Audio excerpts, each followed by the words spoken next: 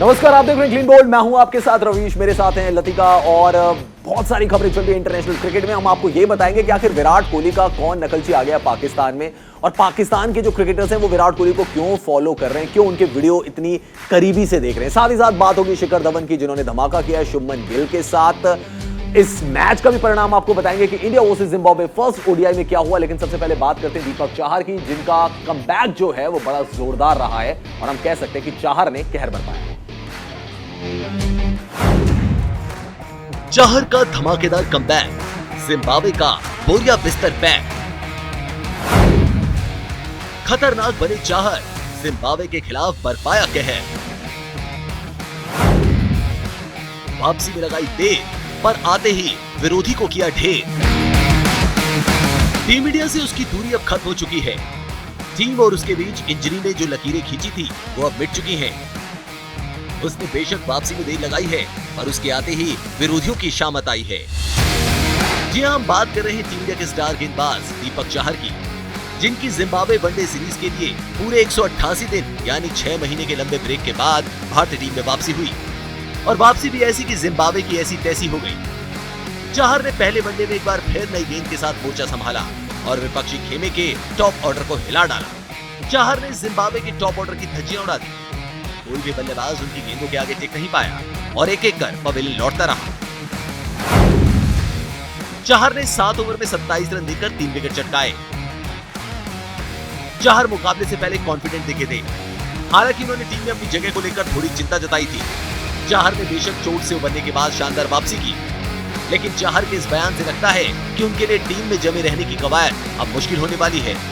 चाहर ने मुकाबले से पहले कहा था, मैं काफी लंबे वक्त तक ब्रेक पर रहा, लेकिन अच्छी बात यह है कि अब मैं पूरी तरह से फिट हूँ। मेरा मानना है कि टीम इंडिया में कंपटीशन अब पहले से कहीं ज्यादा बढ़ गया है। ऐसे में मुझे जो भी मौके मिलेंगे उसे भुनाना होगा, फिर चाहे वो नई गेंद से विकेट निकालने का हो या फिर लोअर ऑर्डर में रन बनाने का। अब परफॉर्मेंस बहुत मायने रखेगी, जो परफॉर्म करेगा वही टीम में रहेगा। अब टीम के लिए परफॉर्म किए बिना गुजारा चलने वाला नहीं है।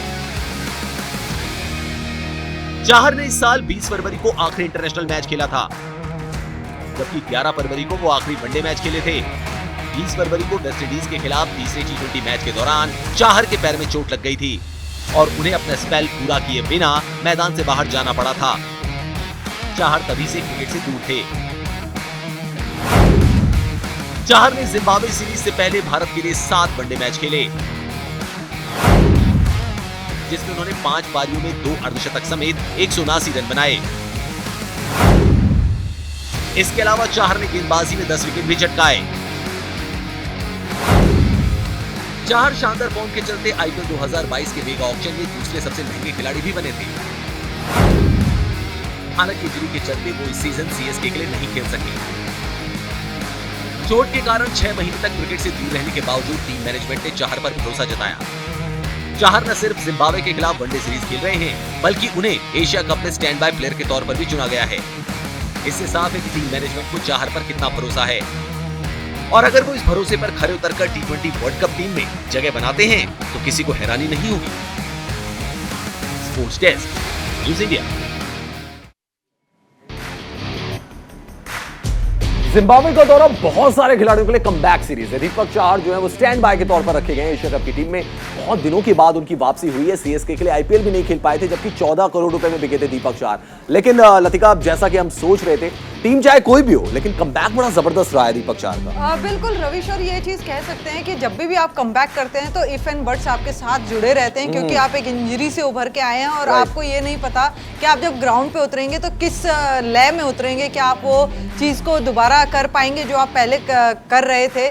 तो ये काफ़ी चीज़ें होती हैं, लेकिन यहाँ पर दीपक चाहर ने जिस तरह की गेंदबाजी की है, यहाँ साफ कर दिया है कि वो फिट भी हैं और असरदार भी हैं। जिस तरह की उन्होंने गेंदबाजी की और विकेट के पीछे 3 विकेट लपके हैं कीपर ने उनकी गेंदबाजी में, तो ये दिखाता है कि आप किस लाइन लेंथ से गेंदबाजी कर रहे हैं और आपका माइंडसेट क्या है जब आप गेंदबाजी करने उतरे हैं। तो ये जो चीज़ें हैं रवीश, ये दिखाता है कि इन्होंने जो इनको समय मिला है उसमें किस तरीके से प्रिपरेशन की है अपने, क्योंकि देखिए ये बात सही है कि अगर आप परफॉर्म करेंगे अब तो ही टिके रहेंगे टीम इंडिया में। और आप अभी स्टैंड बाई में है एशिया कप में। अगर आपको अंदर टीम के अंदर आना है, प्लेइंग 11 में जगह बनानी है, तो आपको परफॉर्मेंस कुछ इसी तरह की देनी पड़ेगी। एक चीज और है लतिका, जो हमने इस मुकाबले में देखी कि अगर हम इंडिया के सारे बॉलर्स की बात करें तो शायद दीपक चाहर एक ऐसे बॉलर है जिनको आप नई गेंद दे सकते हैं। मैं डेथ ओवर्स की बात नहीं कर रहा हूं, क्योंकि आज भी आपने उनसे 7 ओवर गेंदबाजी कराई, जरूरत भी नहीं पड़ी, क्योंकि आपके बाकी गेंदबाज भी वहां पे परफॉर्मेंस देने लग गए थे। लेकिन जो शुरुआती स्पेल होता है वो बहुत इंपॉर्टेंट होता है, और दीपक चाहर शुरुआती स्पेल में एक बॉलर ऐसे हैं जिनके पास विकेट टेकिंग एबिलिटी है। जो बाहर जाती जो गेंद है उनकी, उसमें खेलने के लिए हर बल्लेबाज को, चाहे किसी भी टीम का हो, नॉट ओनली जिम्बाब्वे, किसी भी टीम का हो, उसे दिक्कतों का सामना करना पड़ता है। बिल्कुल रविश, और एक ये चीज मैं मानती हूं कि अगर दीपक चाहर लंबा क्रिकेट खेलते हैं और इसी तरह की गेंदबाजी करते हैं, इसके साथ साथ उनके पास एक्सपीरियंस भी जुड़ेगा, तो दूसरे भुवनेश्वर कुमार की तरह ये गेंदबाजी में आएंगे। और प्लस पॉइंट इनके पास क्या है कि बल्लेबाजी भी अच्छी करते हैं।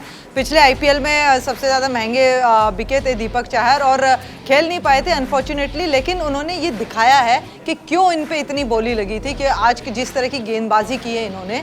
और ये चीज़ बिल्कुल ज़रूरी है कि आप जब एक इंजरी से निकल के आते हैं तो काफ़ी कुछ चीज़ें आपके साथ जुड़ी होती हैं रवीश, और उन चीज़ों को दरकिनार करते हुए अगर आप परफॉर्म कर रहे हैं, एशिया कप के लिए टारगेट देख रहे हैं, अपना वर्ल्ड कप के लिए टारगेट देख रहे हैं, तो ये चीज़ें बहुत ज़रूरी हैं कि आप किस तरीके से अपना परफॉर्मेंस वहाँ देते हैं। और नई गेंद अगर आपके हाथ में थमाई जा रही है और आप उसको कंट्रोल कर पाते हैं, स्विंग को कंट्रोल कर पाते हैं, बहुत असरदार हो जाता है। अगर बुमराह के साथ आपकी जोड़ी यहाँ हम सोचें तो देख सकते हैं कि किस तरीके से एक कह सकते हैं एक कॉम्बिनेशन आपके पास आएगा और थोड़ा और घातक गेंदबाजी होगी इंडिया की तरफ से। तो ये चीज़ें हैं रवीश।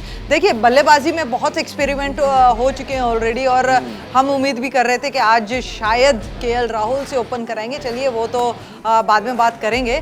लेकिन दीपक चहर पे आते हैं कि वो किस तरीके से हम देख रहे हैं कि नई गेंद पे आप बॉल डाल रहे हैं, डेथ ओवर्स में भी आप करते हैं, IPL में टिकट मिलेगा इनको? क्योंकि अगर आप एशिया कप की बात करें तो वहां भी स्टैंड बाय में, वहां जो आपने बॉलर्स पिक किए हुए हैं उसमें भुवी हैं, अवेश हैं, उसके अलावा अर्शदीप सिंह हैं, और चौथा बॉलर जो तेज गेंदबाज आपको काम चलाना है वो हार्दिक पांड्या से चलाना है। तो ये तो अभी स्टैंड बाय में है। पिछला वर्ल्ड कप देखें, वहां पे भी पीछे ही थे।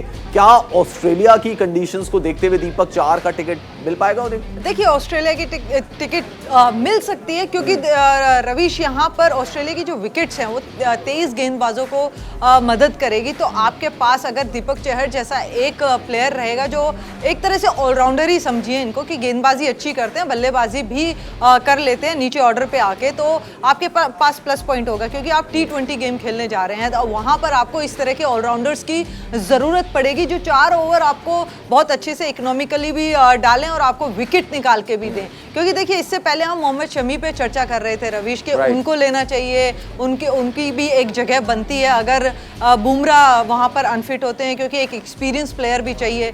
तो यहाँ अब मैनेजमेंट के ऊपर खाली बल्लेबाजों का दबाव नहीं है सिलेक्ट करने का, यहाँ गेंदबाजों का भी उतना ही दबाव है सिलेक्ट करने का, और ये एक अच्छी बात है कि एक हेल्दी कॉम्पिटिशन। बिल्कुल। और लतिका, इस बीच एक बड़ी खबर भी बता दें, भारत ने पहला वनडे मुकाबला जीत लिया है जिम्बाब्वे पर। भारत ने जीत दर्ज की है, 10 विकेट से मैच भारत ने अपने नाम कर लिया है। तो 3 मैचेस की सीरीज है जिसमें 1-0 की बढ़त भारत को मिल गई है। हम बात दीपक चाहर की गेंदबाजी कर रहे थे। जिम्बाब्वे को 10 विकेट से हरा दिया है भारत ने, और इसी के साथ ही सीरीज में 1-0 की बढ़त भी बना ली है। 30.5 ओवर में भारत ने 192 रन बनाए, 189 रन बनाए थे जिम्बाब्वे ने, 190 रनों का टारगेट दिया था। भारत की बल्लेबाजी की अगर बात की जाए तो शिखर धवन ने 81 रन बनाए, 113 गेंदों का सामना किया, 9 चौके उन्होंने लगाए। शुभमन गिल की अगर हम बात करें तो उन्होंने 82 रन बनाए हैं, 72 गेंदों का सामना किया, और बाद में स्ट्राइक रेट उनका काफी इंप्रूव हो गया है, जो कि पहले कम था, 113.88 का स्ट्राइक रेट था। 10 विकेट से जीत हो गई है। शिखर धवन के 81 रन, शुभमन गिल के 82 रन। हालांकि अगर स्ट्राइक रेट हम शिखर धवन का देखें तो काफी पीछे, लेकिन हाँ, 10 विकेट से जीत है। कन्विंसिंग विक्ट्री कहेंगे इसको लतिका की, कोई विकेट भारत ने नहीं गंवाया और आराम से मुकाबले को अपने नाम किया। बिल्कुल। और रवीश, हम देख सकते हैं कि कितनी तसल्ली से ये रन चेज किया है दोनों ओपनर्स ने, कोई भी जल्दबाजी यहाँ पर दिखाई नहीं, और ये है कि धैर्य के साथ खेले। और पता है कि जिम्बाब्वे की एक ऐसी टीम है जहाँ 8 गेंदबाज यूज हुए हैं इन दोनों बल्लेबाजों। मुझे बड़ी हैरानी हुई है एक्चुअली, अगर ये ऑस्ट्रेलिया की टीम होती, साउथ अफ्रीका की टीम होती, इंग्लैंड की टीम होती, मुझे नहीं लगता वो 30 ओवर तक जाते इस मैच को फिनिश करने के लिए, और पावर प्ले में भी आपको अच्छे खासे रन बनाकर देते। बट इंडिया की तरफ से अगर मैं देखूं तो धवन चाहे शुभमन गिल, दोनों ने बहुत कॉशियस स्टार्ट किया। मतलब एक तो वनडे क्रिकेट पे वैसे ही सवाल उठ रहे हैं, अगर आपकी इस तरीके की बल्लेबाजी होगी तो मतलब सवाल जो है ना वो 2 क्वेश्चन मार्क आ जाएंगे फिर बीच में। देखिए बिल्कुल, और हम लोग यही बात कर रहे थे कि इस तरह का स्टार्ट क्यों, जब आपके पास ऑप्शन है, आपके पास ये चीज है कि आप अटैकिंग खेल सकते हैं। और ऐसा नहीं है कि आप अटैकिंग नहीं खेलते हैं, आप अटैकिंग खेलते हैं। दोनों बल्लेबाजों की बात करें तो अटैकिंग खेलते हैं। और रविश 26वें ओवर में पहला 6 आया है और एक ही 6 लगाया है इस मैच में। तो ये दिखाता है कि आप किस नजरिए से इस मैच को देख रहे थे बल्लेबाजी के तौर पे, कि आप क्या करना चाहते हैं। आप अपने आप को समय देना चाहते हैं, आप रन किस तरीके से बनाना चाहते हैं। देखिए शुभमन गिल ने बाद में गियर जरूर चेंज किया, लेकिन शुरुआत काफ़ी धीमी रही। मुझे नहीं लगता कि गेंदबाजी इतनी असरदार है कि आप उनके सामने इस तरह की बल्लेबाजी करें। आपको अगर मौका मिला है तो इस मैच को आप जल्दी भी ख़त्म कर सकते हैं और एक चीज़ ये शो कर सकते हैं, क्योंकि देखिए अब आने वाले समय में आपको T20 गेम्स खेलने हैं। ठीक है, आप टीम के साथ नहीं है, लेकिन फिर भी अगर आप सिलेक्टर्स को या मैनेजमेंट को कुछ इंडिकेशन देना चाहते हैं तो यही टूर्नामेंट्स होते हैं, यही टूर होते हैं कि एक वीक टीम के सामने आप किस तरह से बल्लेबाजी दिखाते हैं अपनी। मुझे तो लग रहा था विराट भी अगर पहुंच जाते तो अच्छा रहता, उनको भी थोड़ी फॉर्म वॉर्म मिल जाती। बट मेरा नेक्स्ट सवाल केएल राहुल को लेकर है। अगर आपने एशिया कप में उनसे ओपन करवाना है, क्योंकि बहुत डिबेट हो रही है इसमें, एशिया कप में अगर आपने उनसे ओपन करवाना है, आप उनको खिलाने वहां ले गए हैं, तो फिर उनसे ओपन क्यों नहीं करवाया आपने?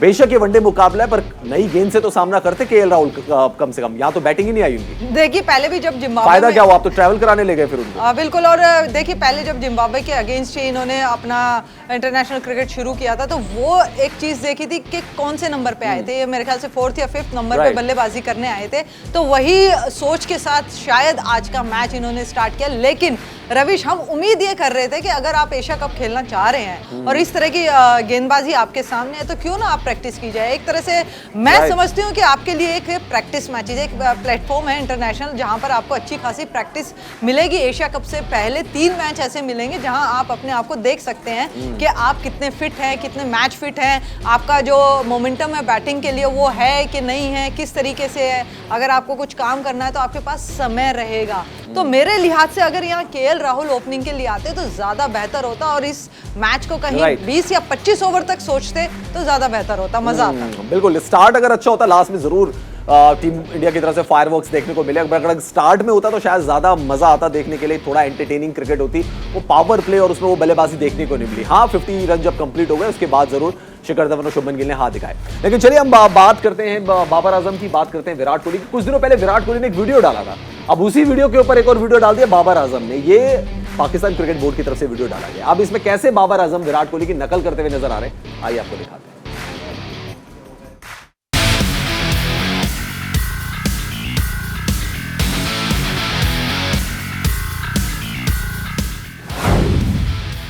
विराट की राह पर पाकिस्तानी कप्तान, क्रिकेट के लिए फिटनेस पर लगाया ध्यान। कोहली की तरह जिम में की घंटों ट्रेनिंग। बाबर ने माना फिटनेस बनाएगी मैच विनिंग। वर्ल्ड क्रिकेट में जिसकी फिटनेस का नहीं है कोई सानी, विरोधी भरते हैं जिसके आगे पानी, उस कोहली को फॉलो कर रहे हैं कप्तान पाकिस्तानी। क्रिकेट के मैदान में तो विराट का कोई तोड़ नहीं है, फिटनेस में भी उनके आगे कोई टिक नहीं सकता। यही वजह है कि कोहली ने 1 दशक तक अपने बल्ले से राज किया। बेशक वो खराब फॉर्म से जूझ रहे हों, लेकिन कोहली ने मेहनत करनी नहीं छोड़ी है। वो एशिया कप के लिए लगातार जिम में पसीना बहा रहे हैं। विराट ने इसका वीडियो भी शेयर किया है, जिसमें वो जिम में ट्रेनिंग करते हुए नजर आ रहे हैं। अब विराट की देखा देखी पाकिस्तानी कप्तान बाबर आजम भी जिम में कूद पड़े हैं और जमकर ट्रेनिंग कर रहे हैं। पाकिस्तान क्रिकेट बोर्ड ने अपने इंस्टाग्राम अकाउंट पर एक वीडियो शेयर किया है, जिसमें बाबर आजम वर्कआउट करते नजर आ रहे हैं। बाबर ट्रेडमिल में दौड़ लगा रहे हैं, जबकि टीम के बाकी खिलाड़ी भी एक्सरसाइज कर रहे हैं। ये वीडियो साफ बता रहा है कि बाबर भी अब विराट की राह पर चल पड़े हैं। जैसे विराट ने फिटनेस का एक स्टैंडर्ड सेट किया है, वैसे ही बाबर भी जान चुके हैं कि अगर करियर को लंबा खींचना है तो फिटनेस बहुत जरूरी है। वैसे भी बाबर आजम विराट को जमकर फॉलो करते हैं और इसलिए वो फिटनेस में भी विराट की तरह दिखना चाहते हैं। हालांकि बाबर को विराट के फिटनेस लेवल तक पहुंचने के लिए कड़ी मेहनत करनी होगी। विराट पिछले 1 दशक से फिटनेस पर जमकर काम कर रहे हैं और वो कभी भी जिम को मिस नहीं करते। हाल ही में विराट ने एक इंटरव्यू में बताया, एक समय था जब मैं डाइट और फिटनेस पर फोकस नहीं करता था, लेकिन पिछले कुछ सालों में मैंने खुद को खाने पीने के मामले में बदल दिया है।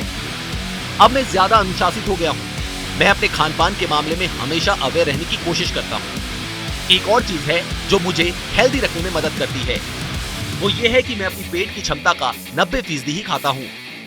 मेरे जैसे फूडीज के लिए आसान नहीं है, लेकिन जब आप अपने शरीर में बदलाव देखते हैं तो आपके लिए हेल्दी रहना लत बन जाता है।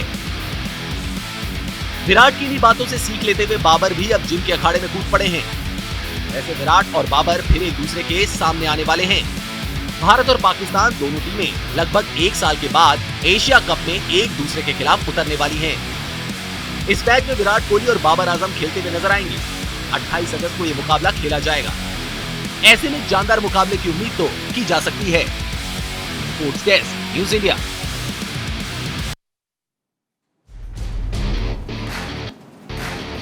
तो वैसे अच्छी चीज़ों की नकल करना कोई बुरी बात नहीं है। और अगर बाबर आजम फॉलो कर रहे हैं विराट कोहली को, अब हम बहुत दिनों के बाद देख रहे हैं कि पाकिस्तान की तरफ से भी वीडियो आया, वो भी फिटनेस को लेकर, और खिलाड़ी जो है वैसी ट्रेनिंग करें जैसे विराट कोहली करते हैं। लतिका, बिल्कुल। और ये ना बहुत देखा नहीं जाता इस तरह के वीडियोस के, पाकिस्तान की टीम की तरफ से इस तरह के वीडियोस वायरल हो रहे हैं, क्योंकि हमने कभी पाकिस्तान टीम को ना फिटनेस की तरफ इतना ज्यादा देखा नहीं है। जब भी उनके प्लेयर्स को देखिए आप, फील्ड पे वो किस तरह के दिखते हैं वो आपको भी पता है। हमने भी क्रिकेट इतने सालों से देख ही रहे हैं, फॉलो कर रहे हैं सब कुछ। तो यहाँ ये कह सकते हैं कि ये एक अच्छी बात है अगर आप कुछ अच्छा ले रहे हैं क्रिकेटर से या दुनिया से, कि किस तरीके से आप लेवल अप हो रहे हैं, क्योंकि क्रिकेट इतना ज़्यादा हो गया है। आपके कंट्री में भी आईपीएल की तरह ही पीसीएल शुरू हो चुका है, तो आपको भी अपनी फिटनेस पे ध्यान रखना होगा। शायद अगर करियर लंबा करना है लतिका, तो आपको फिटनेस पर ध्यान देना पड़ेगा। और सबसे बड़ी बात यह कि बाबर आजम भी ऑल 3 फॉर्मेट प्लेयर हैं, तीनों फॉर्मेट खेलते हैं, वो भी अपनी कंट्री के लिए। और ये जरूर जान चुके हैं कि अभी जो मेरी एज है, अगर मुझे आगे खींचना है, इंजरी प्रोन नहीं होना है, तो शायद फिटनेस को प्रायोरिटी बनाना पड़ेगा, जैसा कि विराट कोहली ने बनाया। बिल्कुल। और अगर ये नहीं करेंगे तो हो सकता है अगले कुछ सालों में ये ना उतना अच्छा खेल पाए। तो या अभी से ये चीज़ समझ गए हैं, चाहे किसी को भी इन्होंने देखा है, फॉलो किया है, उससे कोई फर्क नहीं पड़ता।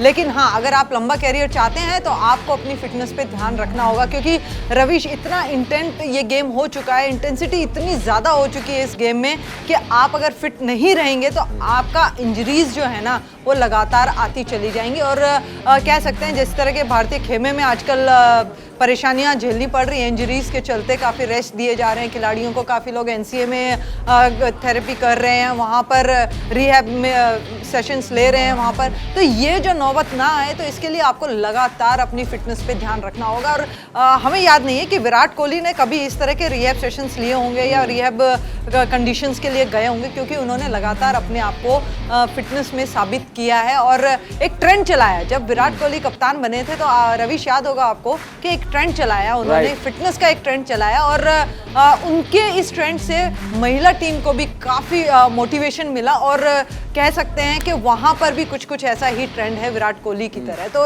ये एक अच्छी बात है, अगर कुछ अच्छी चीज़ें सीखने को मिल रही हैं तो क्यों ना सीखी जाए, चाहे वो कोई भी कंट्री हो।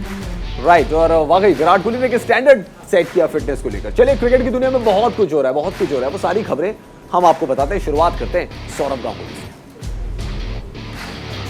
बीसीसीआई प्रेसिडेंट सौरव गांगुली ने रोहित शर्मा की कप्तानी को लेकर बड़ा बयान दिया। उन्होंने कहा है कि रोहित शर्मा किसी भी हालात में काफी शांत रहते हैं और ये उनकी एक पहचान है। गांगुली ने धोनी, विराट या किसी और कप्तान से रोहित शर्मा की कप्तानी की तुलना करने को ठीक नहीं बताया है। गांगुली ने कहा है कि कप्तान के तौर पर रोहित को पूरा टाइम दिया जाएगा। गांगुली के मुताबिक भारत को अब तक कई महान कप्तान मिले हैं और सभी ने काफी सफलता हासिल की है, लेकिन सबको टाइम मिला है और रोहित को भी मिलना चाहिए। पूर्व भारतीय कप्तान मोहम्मद अजहरुद्दीन ने आईपीएल और दूसरे क्रिकेट टूर्नामेंट्स को लेकर बड़ा बयान दिया है। उन्होंने कहा है कि आईपीएल जैसी लीग से खिलाड़ियों में इंजरी बढ़ रही है। वहीं अजहरुद्दीन ने एशिया कप की टीम को लेकर भी राय दी है। उन्होंने कहा है कि रोहित की कप्तानी में भारतीय टीम संतुलित नजर आ रही है। उम्मीद है कि वो अच्छा प्रदर्शन करेंगे।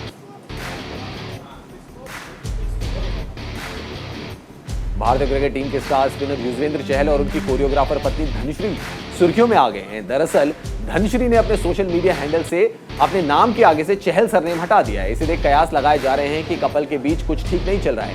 इन अटकलों को हवा इसलिए मिल रही है क्योंकि धनश्री के नाम हटाते ही युजवेंद्र चहल ने भी एक नोट शेयर किया है जिसमें उन्होंने लिखा है न्यू लाइफ लोडिंग। हालांकि युजवेंद्र ने यह पोस्ट कुछ देर बाद डिलीट कर दिया। सोशल मीडिया पर प्यार भरे मूवमेंट शेयर करने वाले इस कपल के ऐसे रिएक्शन देखकर फैंस भी हैरान।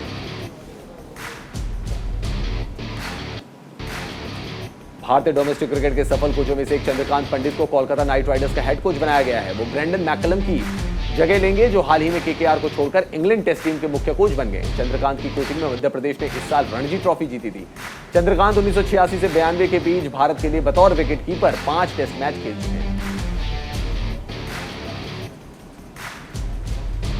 सुप्रीम कोर्ट ने भारतीय ओलंपिक एसोसिएशन विवाद पर दिल्ली हाई कोर्ट के उस फैसले पर रोक लगा दी है जिसमें आईओए का संचालन एडमिनिस्ट्रेशनल कमेटी को सौंपने के आदेश दिए गए थे। सुप्रीम कोर्ट की रोक के बाद अब कमेटी इस फैसले में कोई फैसला नहीं ले सकेगी। चीफ जस्टिस एनवी रमन और जस्टिस सीटी रवि कुमार की पीठ ने आईओए की तुरंत सुनवाई की मांग पर यह आदेश पारित किया है। कोर्ट अब सोमवार को इस मामले की सुनवाई करेगी।